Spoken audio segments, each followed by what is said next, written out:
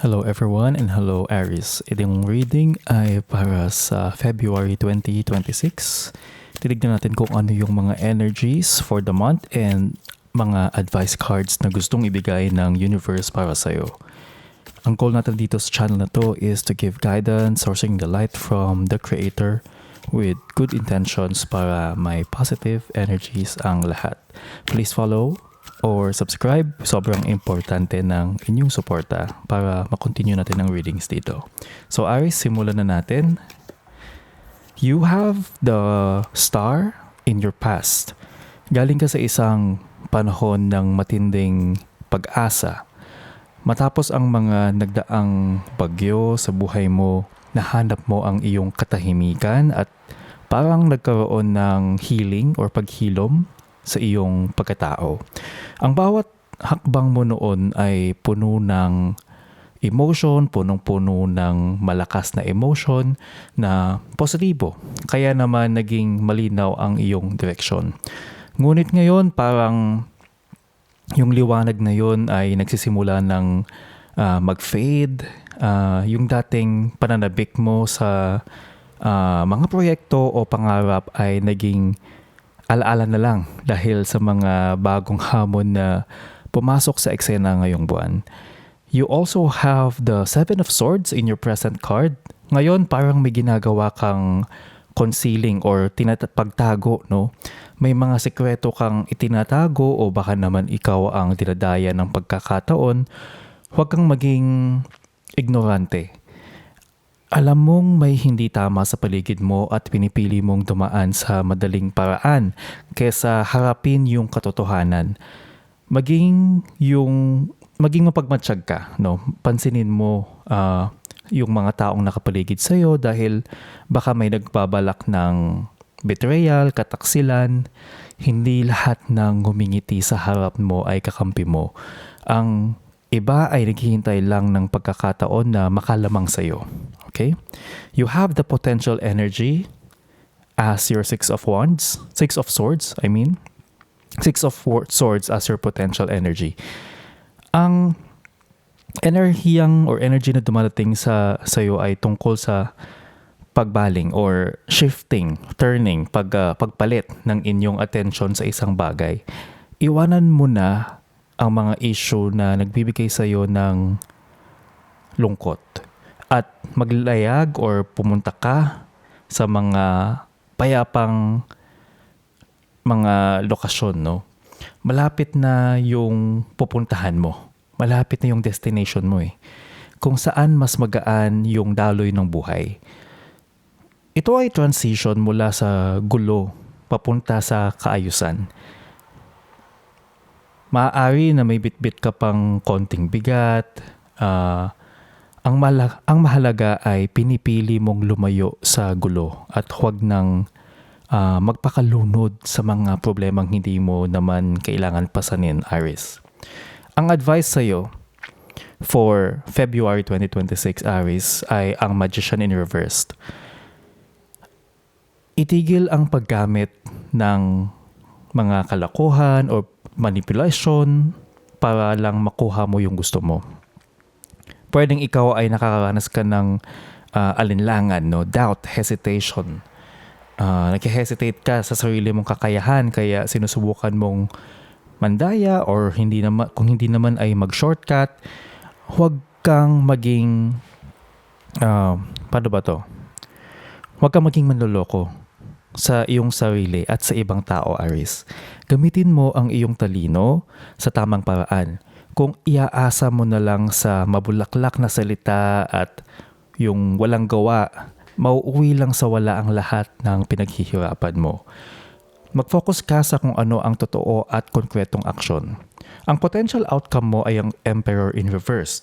Kung hindi ka mag-iingat, Aries, ang kahihinatnan mo ay kawalan ng kontrol at kaguluhan. Magiging selfish, ganid ang iyong pag-iisip o kaya naman ay magkakatagpo ka ng isang taong may labis na bagsik, very harsh na susubukan kang diktahan ang buhay mo. Mawawala ang balanse at structure na pilit mong binuo. Pwede din na maging matapos or masira ang iyong mga plano dahil sa sobrang pagmamatigas. Matuto kang maging malambot sa tamang pagkakataon para hindi ka tuluyang mabali sa bigat ng iyong sariling pride. Pagdating naman sa love reading ninyo, sa nakaraan, ang relasyon ninyo ay puno ng pagsamo or pleading or appealing na laging pinakikinggan. May mataas kayong pangarap para sa isa't isa at ang inyong pagmamahal sa isa't isa ay parang bituin na nagsilbing gabay sa madidilim na gabi. Malinis at tapat ang inyong naging simula. Naramdaman mo na ang tunay na care or kalinga na tila ba wala nang makakasira sa inyong dalawa. Ito ang pundasyon na nagbibigay sa iyo ng lakas noon na hanggang ngayon ay hinahanap mo pa rin ng yung init na yon, Aries, if that makes sense. Sa kasalukuyan, may mga pag-aalinlangan na namumuo dahil sa mga bagay na hindi sinasabi, parang may mapadlin lang na galaw sa pagitan ninyo. Maaring ikaw ang may tinatago o ang kapareha mo ay hindi nagiging tapat sa nararamdaman niya. Iwasan ang pagiging tuso sa loob ng relasyon. Ang kawalan ng tiwala yung unti-unting sumisira sa koneksyon ninyo. Kung patuloy kang maglalaro ng tagu-taguan, ng nararamdaman, mauwi lang kayo sa pagod at sama ng loob. May paparating na pagkakataon para makalimutan at paglipat sa bagong chapter ng buhay mo. Kung ang relasyon ay naging toxic, ang energy ngayon ay nagtutulak sa inyo na lumayo sa lungkot at maghanap ng mas maayos na pag-uusap. Ito yung panahon para sa emosyonal na paglalakbay patungo sa mas kalmadong sitwasyon. Hindi ito nangangahulugang hiwalayan agad. Pero ito yung pag-iwan sa mga lumang ginagawa or gawi na hindi na nakakatulong. Ito ang pagkakataon para sa pagsisikap na ayusin ang mga lamat bago pa tuluyang lubog ang barko. Ang advice sa inyo para sa love ninyo ay ang payo sa love life ninyo ay huwag mong subukang bulahin ang partner mo o gamitan ng careless na mga pangako. Ang pagmamanipula sa damdamin ng iba ay isang gawaing hamak or napakababaw, napaka-despicable. Maging totoo ka sa kung ano ang kaya mong ibigay at huwag magpanggap na ikaw ang perfect na partner kung hindi naman. Etong love life na to, hindi naman to kailangan na jowa mo or asawa mo eh. Pwede naman to sa kahit saan. So tigilan mo din ang pag-iisip na kaya mong kontrolin ang emosyon ng ibang tao. Ang tunay na pag-ibig ay hindi nakukuha sa mabilisang diskarte o pandilin lang, kundi sa tapat na pagpapakita ng kung sino ka talaga. Ang potential outcome mo sa iyong relationships, ang dulon ko kung hindi magbabago ay isang relasyong puno ng suppression or pagkontrol. Maaaring maging sobrang mapang-api ang isa sa inyo na magdudulot ng pagkasira ng inyong respeto sa isa't isa. Magiging salat or deprived sa understanding, sa pag-unawa ang inyong pagsasama. Imbes na proteksyon at seguridad ang makuha mo, mararamdaman mo ang pagiging prisoner or bilanggo, pagiging prisoner sa isang sitwasyon na wala ng pag-unlad. Kung walang magbababa ng pride, ang kahihinatnan ay isang sira na or wasak na yung ugnayan na wala ng direksyon. Kung nakatulong sa inyong reading na to, please subscribe, hit the like button if you are on YouTube and follow kung kayo naman ay nasa Facebook. Huwag niyo po kalimutan na i-share ito sa mga kilala ninyo na kailangan ng reading. Maliit na bagay lang ito to support this channel para blessings lang ang umiikot sa community natin. Advice cards tayo, Aries. Your first advice card is the abundance mindset. Yung abundance, ang kasaganahan ay hindi isang bagay na hihintayin mo pa sa hinaharap. Kung laging balang araw, ang tingin mo sa iyong mga pag-asenso, yung pag-upgrade ng buhay mo, laging isang araw ang layo nito sa'yo. Gets mo ba yun? Parang lagi siyang malayo. So, related ito sa Magician Reversed kasi kung huwag kang maging madaya o huwag kang mag-shortcut dahil natatakot kang mawalan. Isipin mo na ngayon pa lang na sa'yo na lahat ng kailangan mo. It's the abundance mindset, Aries. You also have deservingness as your advice card. Ikaw ay isang anak ng Diyos at karapat dapat kang tumanggap ng tulong.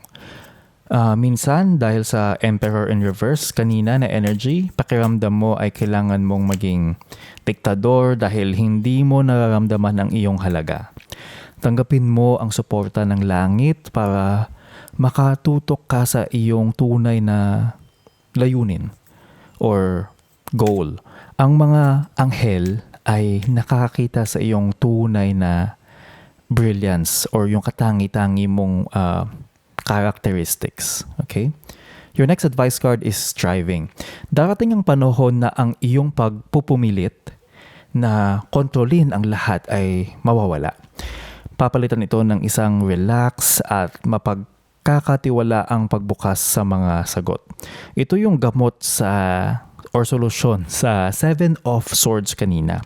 Itigil ang pagpilit sa mga bagay na hindi naman para sa iyo at sumabay sa flow ng buhay mo o yung agos ng buhay mo. Your next advice card is challenges. Kapag ang sitwasyon ay hindi na makontrol, hindi na makayanan, direkta kang iahagis sa kamay ng Diyos. So, hayaan mong universe, ang Diyos, ang divine, ang mamahala at magbigay ng tamang direksyon. Ito yung solusyon sa Emperor in Reverse na nagulo. Isuko ang kontrol at hayaan ang kanyang kalooban ang manguna. Ibigay mo to sa Diyos. Ibigay mo to sa Kanya. Your next advice card or your relationship advice is family issues. Asikasuhin mo ang iyong mga problema sa pamilya. Ang buhay pag-ibig mo ay gaganda lang kung nagbigay ka ng patawad, forgiveness sa mga magulang mo. Baka ang takot mo, ang iyong takot na magtiwala ay nagmula sa mga sugat ng kabataan mo. Ang pag-aayos kasi nito ay magbibigay ng ginhawa sa puso mo. And yun yung makakatulong sa relationship mo. Try mo yun, Aries. And ang next advice card mo, ang crystal advice card mo is Tanzanite, Ready to Love Again. You know, Aries, sa kabila ng lahat, handa ka na muling magmahal. Sapat na yung naging healing mo sa nakaraan because you have the star in reverse, diba? Ang Tanzanite ay simbolo na ang iyong kalungkutan ay tapos na. Kung pipiliin mong magtiwala ulit, kailangan bukas sa puso mo, Aries, na magtiwala at mag-forgive sa mga tao. Buksan mo yung puso mo para sa next chapter ng buhay mo, Aries. At yun yung sinasabi dito. So, Aries, yan ang forecast ninyo. Subscribe on YouTube and follow Hula Juan on Facebook para may aabangan kang forecast for your sign. Always remember, sa lahat ng gagawin mong desisyon, dapat maputi ang iyong intention. See you sa next reading.